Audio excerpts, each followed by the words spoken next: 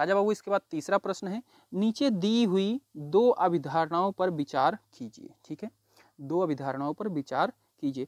दो भिन्न बिंदुएं ए और बी दिए रहने पर एक तीसरा बिंदु सी ऐसा विद्यमान है जो ए और बी के बीच स्थित है। ठीक है, कह रहा है कि दो बिंदु हैं, एक है ए, ठीक है, एक है बी।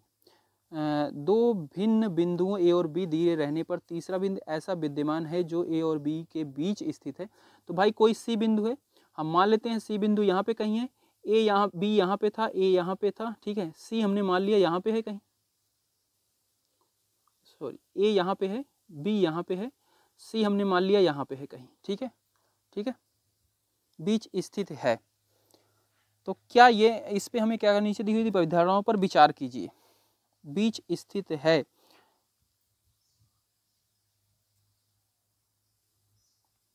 तो ये क्या हो सकता है, ए और बी के बीच पूर्णतः परिभाषित नहीं है। ठीक है, ए और बी के बीच ये सी वाला बिंदु जो है वो पूरी तरीके से परिभाषित नहीं है कि कहाँ पे रखा गया है। अब इसको आप यहाँ पे भी रख सकते हो, यहाँ पे भी रख सकते हो, बीच में भी रख सकते हो, किसी भी बिंदु पे रख सकते हो ना। तो ये चीज़ पूरी तरीके से परिभाषित नहीं है, तो अभिधारणाएं अविरोधी हैं। ठीक है, इसका विरोध हो सकता है। ठीक है, ये यूक्लिड की अभिधारणाओं से प्राप्त नहीं होती है। ठीक है, ये यूक्लिड की अभिधारणाओं से प्राप्त नहीं होती है, ये इसका हम जवाब लिख देंगे। ठीक है, इसके बाद दूसरा इसमें दिया गया है अभिधारणाएं, यहाँ कम से कम ऐसे तीन बिंदुएं विद्यमान हैं कि वे एक रेखा पर स्थित नहीं हैं।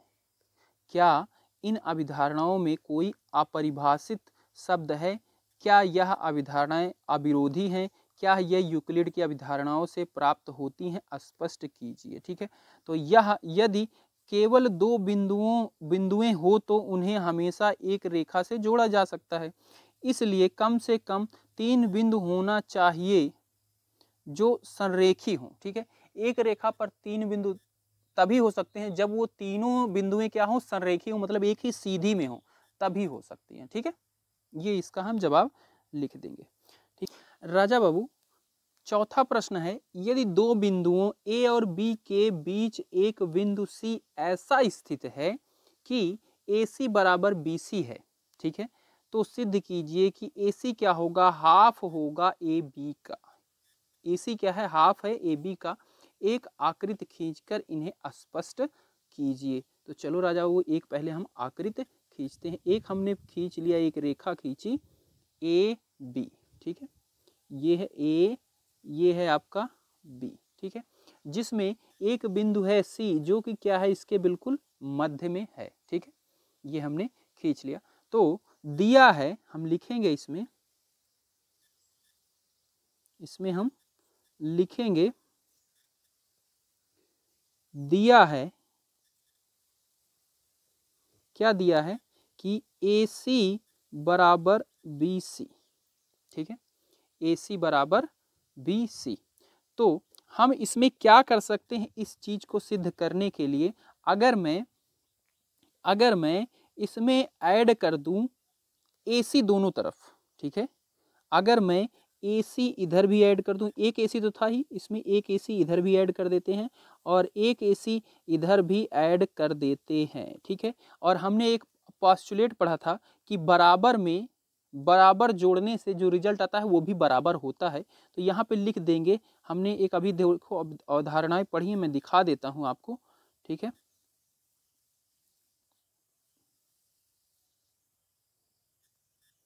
ये देखो, अगर बराबर को बराबर में जोड़े तो पूर्ण भी बराबर होता है। तो इसी वाले से हमने किया, बराबर तो वो पहले से थे, तो इसमें लिख देना किसकी, अवग्रहित संख्या 2 के अनुसार। ठीक है, यहाँ पे लिख सकते हो अवग्रहित 2 से। ये हमने क्यों किया है, यहाँ पे लिख देना अवग्रहित 2 से हमने किया। ठीक है, कि बराबर में बराबर जोड़ेंगे तो जो रिजल्ट आएगा वो भी बराबर होगा। अच्छा, अब यहाँ पे हो क्या जाएगा, ये एक ए सी, ये एक ए सी, ये क्या हो जाएगा, 2 ए सी हो जाएगा बराबर में। अब यहाँ पे बच्चों ध्यान से देखना, ये है बी सी, यहाँ से लेके यहाँ तक की दूरी क्या कहलाएगी, बी सी। ठीक है, ये है ए सी, यहाँ से लेके यहाँ तक की दूरी क्या कहलाएगी, ए सी। अब इन जब दोनों दूरी को जोड़ेंगे तो ये किसके बराबर हो जाएगी बच्चों, ये हो जाएगी ए बी के भी बराबर ना। तो यानी कि मैं इन दोनों की जगह पे लिख सकता हूँ ए बी, ठीक है। और बच्चों अब यहाँ से सिर्फ हमें ए सी, यहाँ पे क्या दिखाना है, ए सी सिर्फ दिखाना है, तो इस दो को हटाना पड़ेगा। और बच्चों जब हम इस दो को हटाने के लिए क्या कर सकते हैं, इस पूरे में 2 से भाग देंगे, ठीक है। तो बच्चों जब इधर भाग दिया जाएगा तो इधर भी भाग देना पड़ेगा, ठीक है, तभी बराबर रहेगा, ठीक है। जैसे जोड़ने का बोला कि दोनों तरफ जोड़ेंगे तो बराबर होगा, तो अगर भाग देंगे तो इधर भाग देंगे तो इधर भी हमें भाग देना पड़ेगा, ठीक है। तो इधर ये 2 से ये 2 कैंसिल हो जाएगा और इधर क्या बच जाएगा, इधर बचेगा ए सी और इधर क्या हो जाएगा 1/2 ए बी। यही तो हमें सिद्ध करना था और हमने सिद्ध कर दिया, समझे बच्चों। ओके राजा बाबू लोग, 5वां प्रश्न दिया गया है।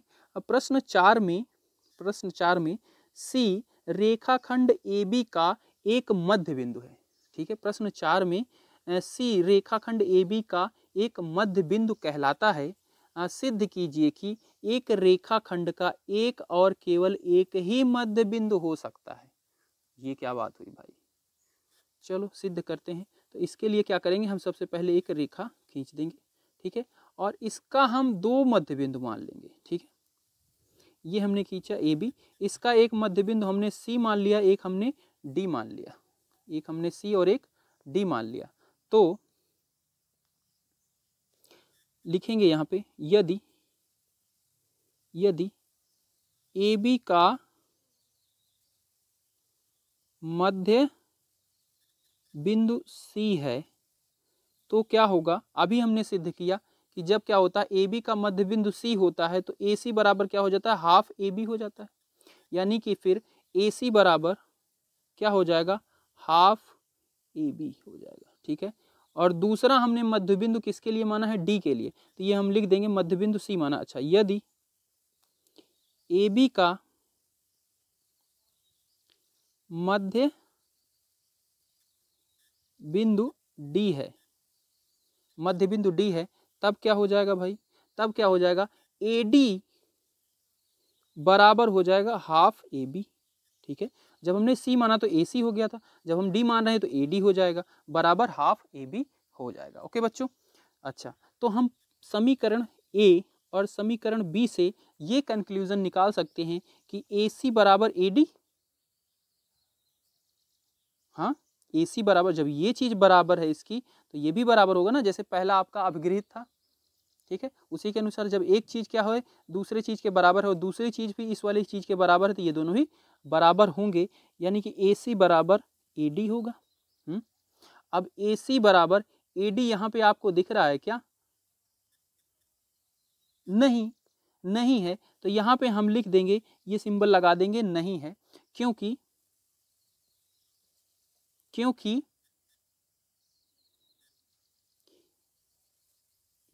रेखा, यहाँ पे लिखेंगे रेखा ए बी का एक ही मध्य बिंदु है,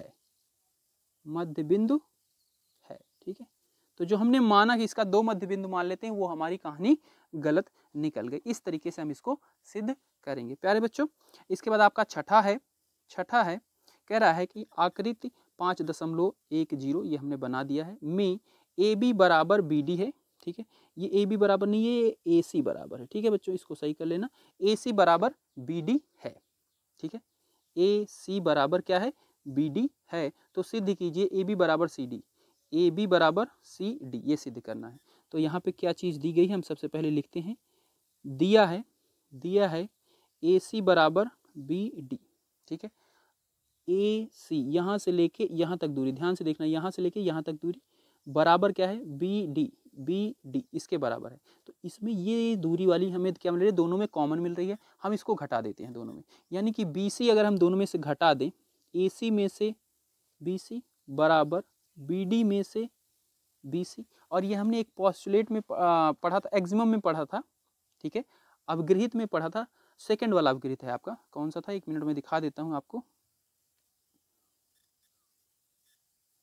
अगर बराबर को बराबर से घटाया जाए तो शेषफल भी बराबर होता है, ये आपका तीसरा वाला अपगृहित है, ठीक है। तो यहाँ पे लिख देंगे बराबर से बराबर को घटाया जाए तो शेष भी बराबर होता है, तो यहाँ पे लिख देंगे अपगृहित थर्ड से, ठीक है, अपगृहित थर्ड से। तो हमने क्या किया, बराबर था दोनों, बराबर में से बराबर घटा दिया, इधर BC घटा, इधर भी BC ही घटाया।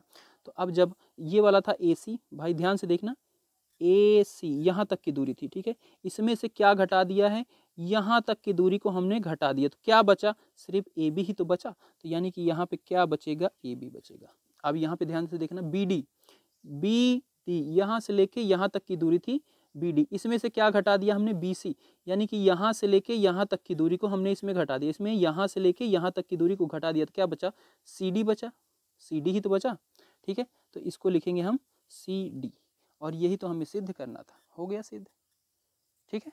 इस तरीके से इसको करेंगे बच्चों। इसके बाद राजा बाबू 7वां प्रश्न है, यूक्लिड की अपगृहित की सूची में दिया हुआ है अपगृहित 5 सर्वव्यापी सत्य क्यों माना जाता है। अब अपगृहित 5 है क्या, चलो देखो नहीं, यही डायरेक्ट उत्तर देख लो, ठीक है।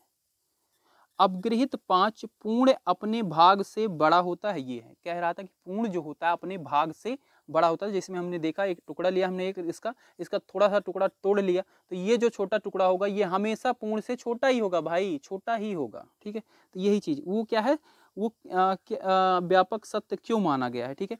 यह एक सार्वभौमिक सत्य है, क्योंकि इस भाग जो पूरे भाग का अंश है, परिमाण में पूरे से अधिक कभी नहीं हो सकता है, ये हम लिख देंगे इसका जवाब, ठीक है। तो यही हो जाएगा बच्चों आपकी प्रश्नावली 5.1 समाप्त। और बच्चों अभी आपके बुक में 2023-24 में 5.1 ही प्रश्नावली है, पहले इसमें 5.2 प्रश्न थी, अब एक ही है। तो बच्चों आपका 5वां चैप्टर होता है समाप्त। मिलते हैं अगली वीडियो में प्यारे प्यारे बच्चों। अगर कोई प्रॉब्लम है कमेंट करना, व्हाट्सएप ग्रुप टेलीग्राम ग्रुप आपके लिए बिल्कुल रेडी है। जब भी आप कमेंट करोगे आपको लिंक दे दिया जाएगा, कोई प्रॉब्लम होगी वहाँ पे आप अपने आके सॉल्यूशन पूछ लेना। मिलते हैं अगली वीडियो में बच्चों, बाय बाय राजा बाबू।